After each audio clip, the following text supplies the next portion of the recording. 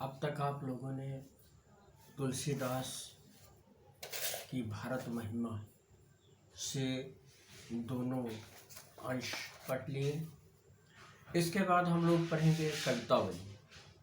कवितावली तुलसीदास रचित ऐसा ग्रंथ है जो एक मुक्तक ग्रंथ है।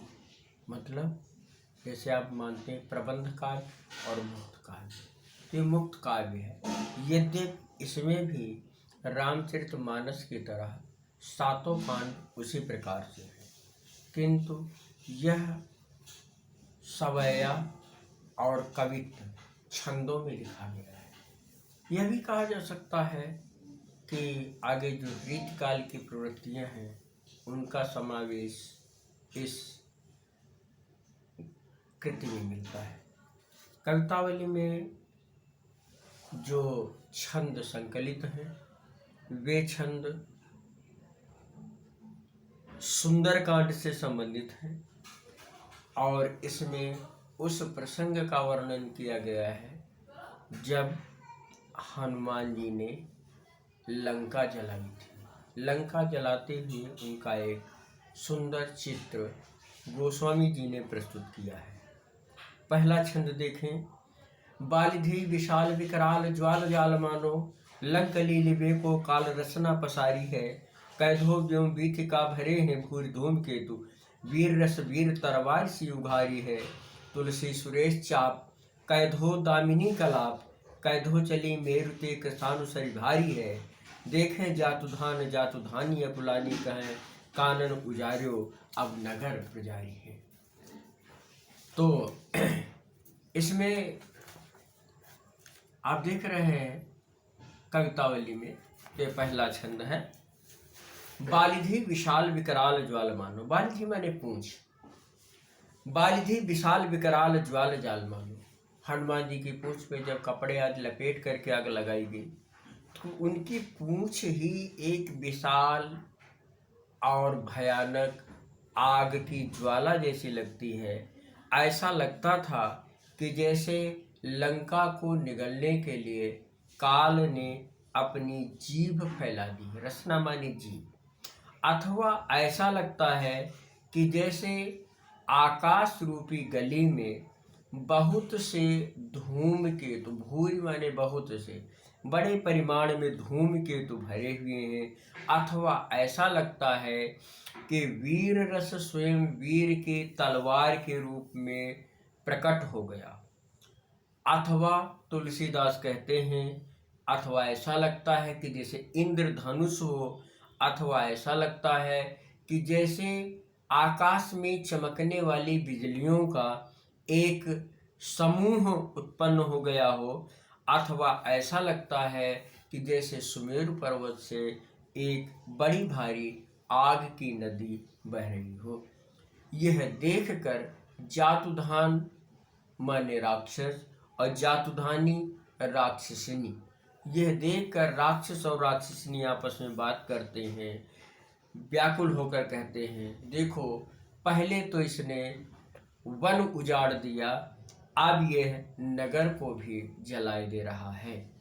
इसमें आपने देखा कई स्थानों पर जैसे बालिधि विशाल विकराल ज्वाल जाल अनुप्रास अलंकार है और यहाँ पर निरंतर संदेह व्यक्त करने के कारण संदेहालंकार भी है।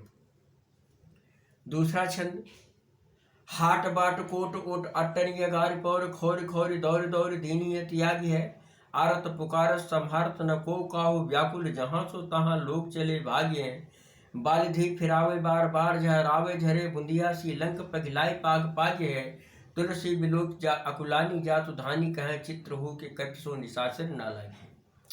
हाट बाजार, बाट रास्ता, कोट किला, ओट छिपी हुई जगह, अट्टन अटारी छत, अगार घर के सामने, पौर दरवाजे पर, खोर खोरी यानी गली गली में दौड़ दौड़ कर हनुमान आग लगा रहे हैं।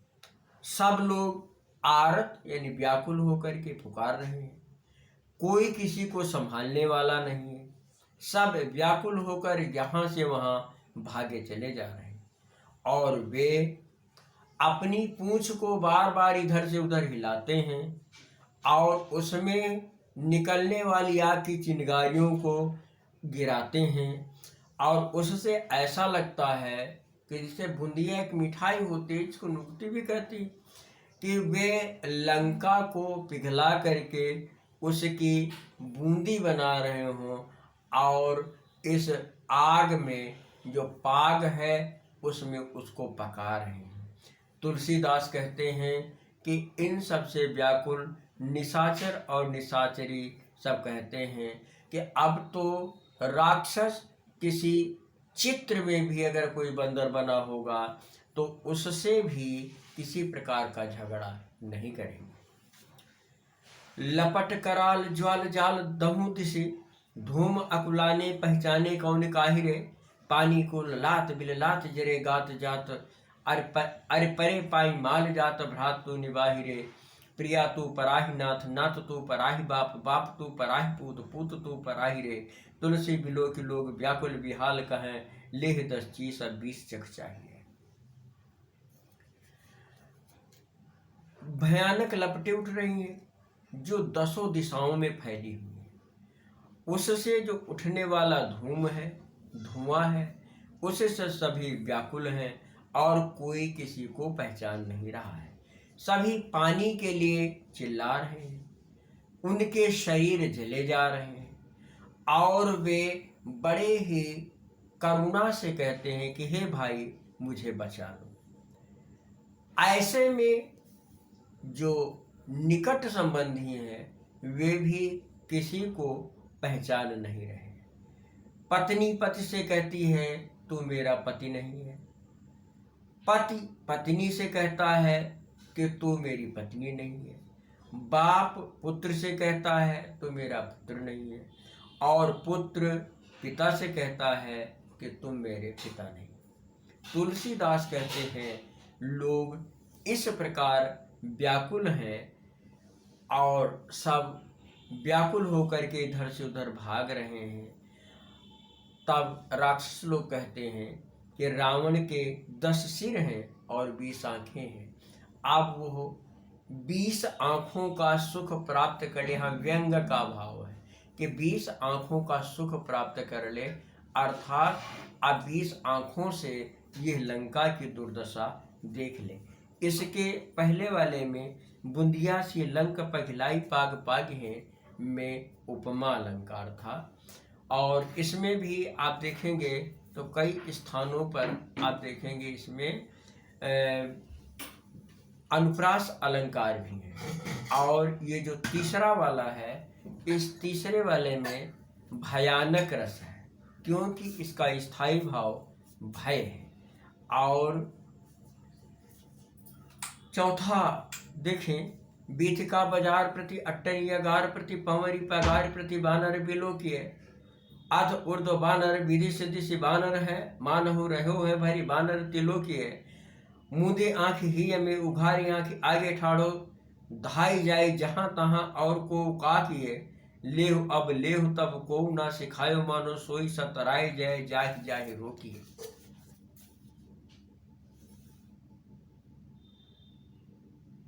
तो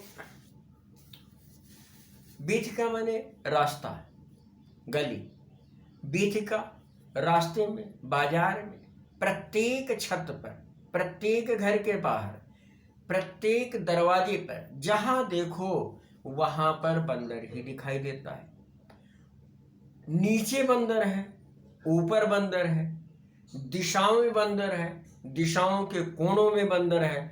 ऐसा लगता है जैसे तीनों लोकों में बंदर ही भर गया हो।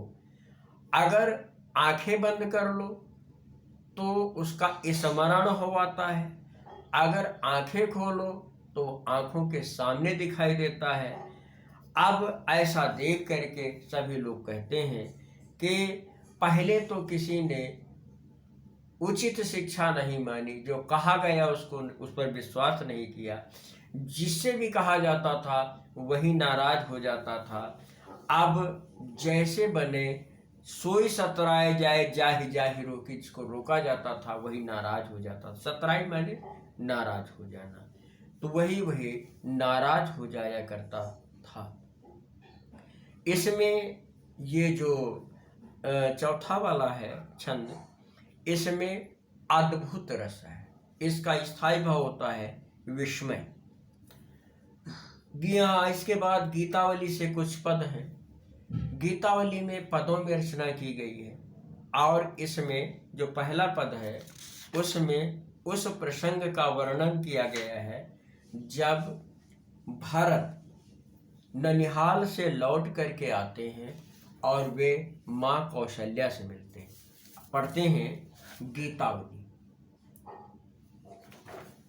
जो पै हो मातु मते मह हुई हो, तो जननी जग में या मुख की कहाँ कालिमा धोए हो। क्यों हो आज हो तो सुच सपथिनी, कौन मानी है साची। महिमा मृगी कौन सुकृति की, खल बच बिस्फिन बाची। गहि न जात रसना काहू की, कहो जाहि जो सूझे। दीन बंधु कारुण्य सिंधु बिनु, कौन हिये की बूझे। तुलसी राम वियोग विषम विष विसल विकल विकल नारी नर भारी। भरत स्नेह सुधा सींचे, सब भय ते समय सुखारी। भरत कहते हैं कौशल्या से, यदि मेरा भी विचार माँ के विचार जैसा हो तो हे माता, मैं अपने इस मुख की कालिमा कहाँ धोऊंगा, अर्थात इस अपयश को दूर नहीं कर सकता हूं।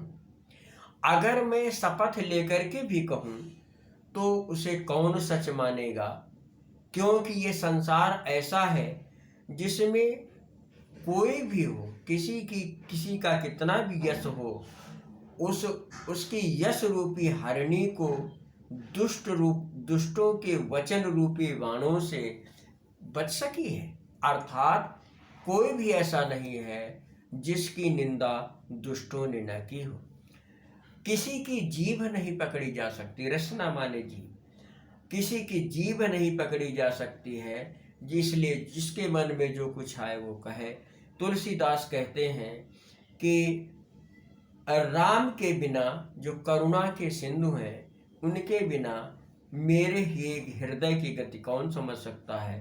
तुलसीदास कहते हैं राम का वियोग एक भयानक विष के समान है, जिससे सभी नारी नर व्याकुल हैं, और भरत की बातें अमृत के समान है, जिससे सिक्त होकर सींचे जाने से सभी लोग सुखी हो जाते हैं। इसमें महिमा मृगी खल बच बिस्फिन में रूपक अलंकार है, और तुलसी राम वियोग विषम विष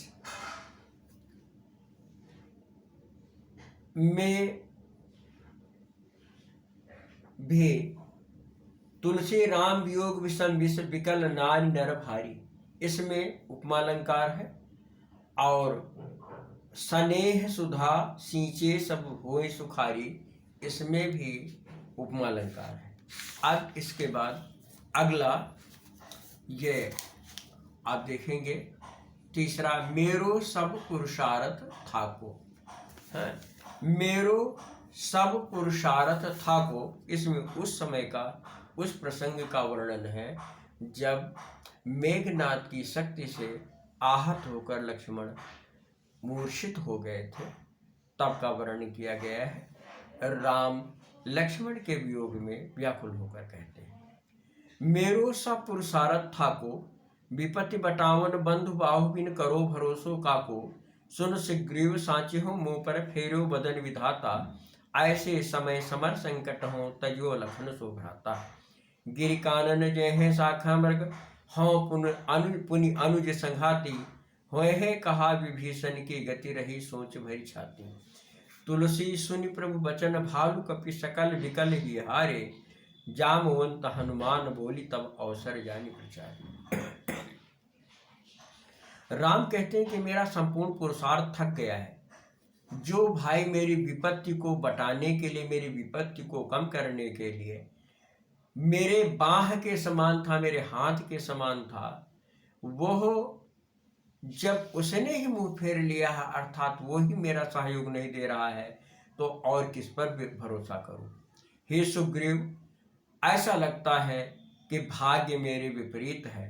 तभी तो ऐसे समय जब युद्ध हो रहा हो तो लखन जैसे, लक्ष्मण जैसे वीर भाई ने मेरा साथ छोड़ दिया। मैं तो यही सोचकर परेशान हूं कि जो भालू और वानर हैं ये तो सब जंगल चले जाएंगे और मैं अपने भाई के साथ चला जाऊंगा, अर्थात मैं भी मृत्यु को प्राप्त करूंगा।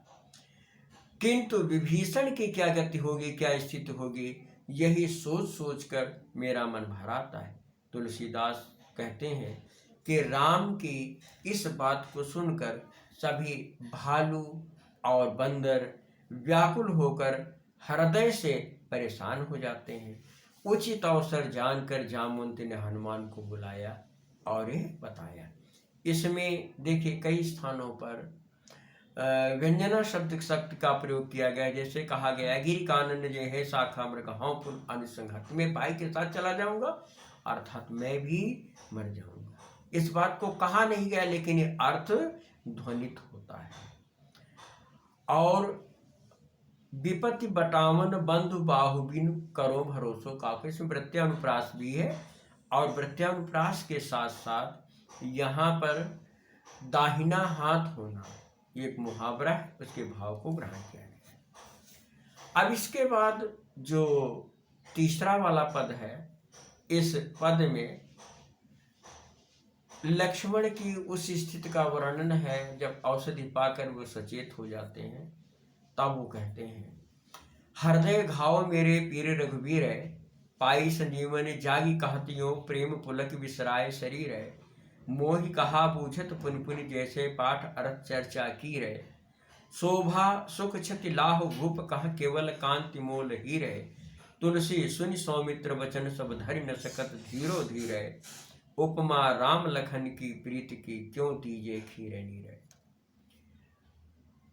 लक्ष्मण कहते हैं घाव तो मेरे हृदय में लगा था लेकिन वास्तव में पीड़ा तो भगवान राम को हो रही थी। जब संजीवनी पा करके वो जग जाते हैं, मूर्छा समाप्त होती है, तो प्रेम से रोमांचित होकर वे अपने शरीर की व्यथा को भूलकर कहते हैं आप लोग मुझसे क्या पूछते हैं, मुझसे पूछना तो उसी प्रकार है जैसे किसी तोते से, कीर माने तोता, जैसे किसी तोते से किसी पाठ का जो कुछ कह रहा है उसका अर्थ पूछा जाए तो अर्थ नहीं बता सकता, वो तो केवल एक बात बताएगा जो उसको सिखाया गया है। जिस प्रकार एक हीरा होता है वो चाहे राजा के मुकुट में लगा हो और चाहे धूल में पड़ा हो, हीरे का कोई नुकसान नहीं होता, लेकिन संपूर्ण शोभा और संपूर्ण हानि तो उस व्यक्ति की होती, उस राजा की होती है